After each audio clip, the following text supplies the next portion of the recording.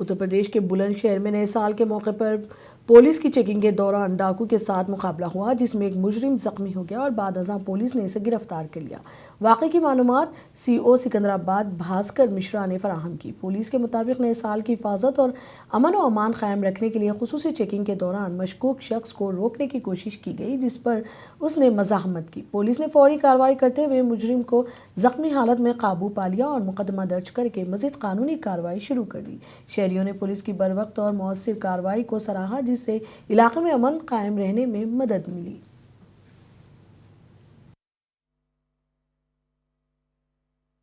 दिनांक 31 दिसंबर की देर रात्रि को थाना सिकंदराबाद पुलिस द्वारा नववर्ष के उपलक्ष्य में सघन चेकिंग अभियान चलाया जा रहा था। दौरान चेकिंग जब गुजर चौक पे एक संदिग्ध वैगनार गाड़ी को रुकने का इशारा किया गया तो वो गाड़ी रुकी नहीं तथा भागने लगी। पुलिस ने इसका पीछा किया।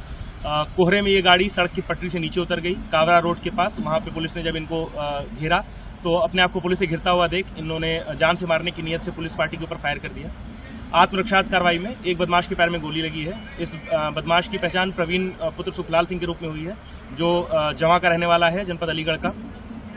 पूछताछ में इसने ये बताया कि दिनांक 4 दिसंबर को थाना सिकंदराबाद में गेसूपुर चौकी क्षेत्र में एक वैगनार गाड़ी लुटी थी। ये वही गाड़ी है जिससे ये इस टाइम जा रहे थे और ये किसी घटना को अंजाम देने जा रहे थे पुनः नववर्ष के दृष्टिगत। इनके पास से एक तमंचा, एक खोखा कारतूस तथा एक जिंदा कारतूस बरामद किया गया है इस व्यक्ति के पास।